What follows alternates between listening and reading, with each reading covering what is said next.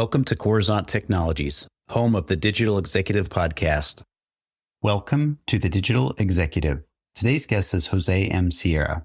Jose M. Seara is the founder and CEO of DeNexus, a leader in cyber risk quantification and management for operational technology and industrial control systems. Jose was previously the president and CEO of Nature Enter USA and Nature Enter Canada from November 2006 to January 2018. During his time at Nature Enter, Seara led the company through a leadership transition, working to ensure a smooth transition for the new team. Well, good afternoon, Jose. Welcome to the show. Thank you, Ryan. Thank you for having me. Absolutely. Best part of my day, jumping on a podcast with a great guest like yourself, Jose, hailing out of the great state of Massachusetts there in Boston. I'm in Kansas City, so we just got 1 hour time difference today, but love you making the time. Jose, we're going to jump right into your first question. You've had a remarkable journey from leading renewable energy companies like Nature Enter to founding DeNexus, which focuses on cybersecurity for operational technology. What motivated this significant shift in your career, and how have your experiences in the renewable energy sector influenced your approach to cybersecurity?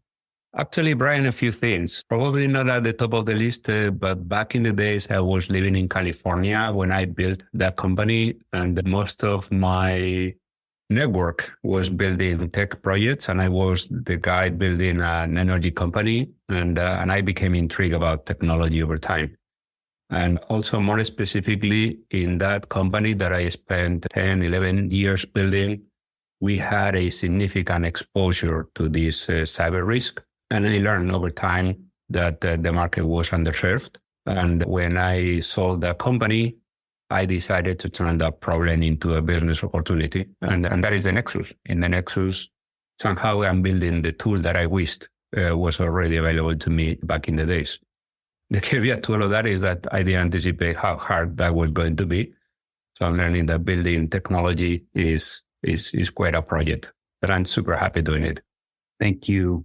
I appreciate the story, the backstory on that. We all wish we had the tool that we needed back in the day, right? And what's really cool though is you did find a solution to a problem you were trying to address, and that's where you're at today. So thank you. And Jose, could you explain the difference between mitigating cyber risk versus cyber threats? Yeah, let's begin with cyber threats. Actually, you do not control the threats for the most part. So there is not efficient way to mitigate threats because, again, you do not control them. But you need to understand the threats that you are exposed to, and you need to try to protect yourself against those threats.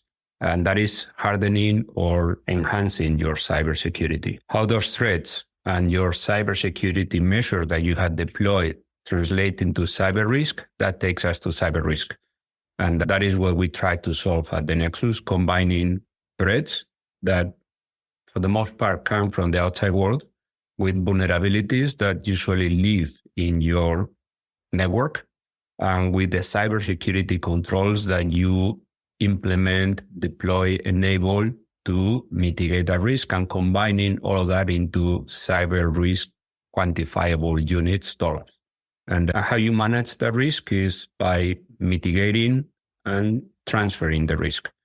The trick is how much you should invest, how much effort, money you should invest in mitigating versus transferring the risk, and how much risk you retain at the end of the process, because there is no perfect hedge. And no matter what you do, you always keep some risk, and you need to understand the risk that you're keeping, and eventually you need to accept that level of risk.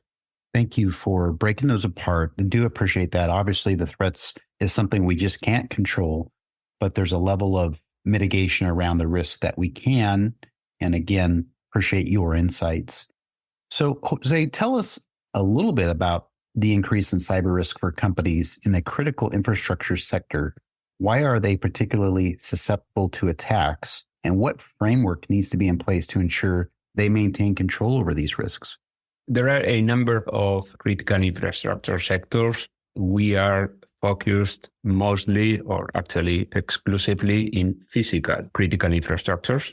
And those physical infrastructures, think on electricity transmission systems. They are big footprints, big infrastructures.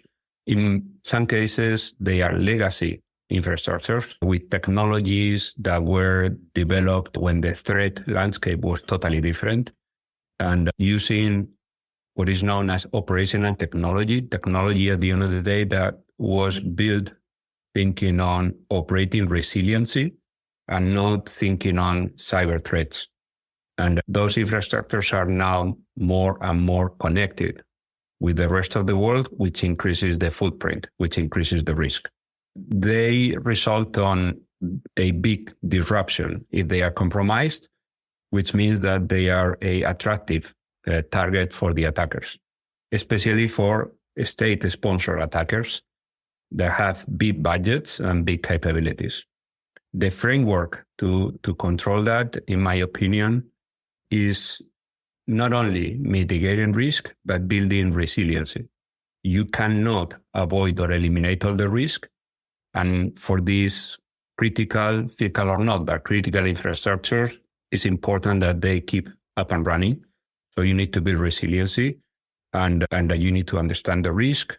As we said before, be efficient, mitigating and eventually transferring out the risk, but also make sure that you can react to attacks when you are compromised and that you can react both physically and financially. We need these infrastructures and the companies behind that in some cases are the backbone of things that we do every day. This podcast is being wired through the internet. So we need those infrastructures being there to support most of the activities that we do nowadays. Thank you. And you're right. I think everybody's talked about, obviously, the critical infrastructure sector, which includes the power grid. And that stuff was designed many decades ago. In fact, some of that stuff hasn't really been upgraded. So it's important to tease those two things apart. And what was designed for in the past definitely just will not survive a cyber attack in the future. So there's a lot of planning and resiliency that would need to be built into that. So thank you for sharing. And Jose, the last question of the day, the SEC newly effective rules on cyber risk disclosure require public companies to regularly report how they manage and quantify cyber risk. How do these new regulations further the need for cyber risk quantification management, or CRQM, tools for both compliance and accurate reporting? Yeah, these publicly traded companies now, they need to report on incidents and they need to do that fast. Every time something happens, they need to report it relatively quick.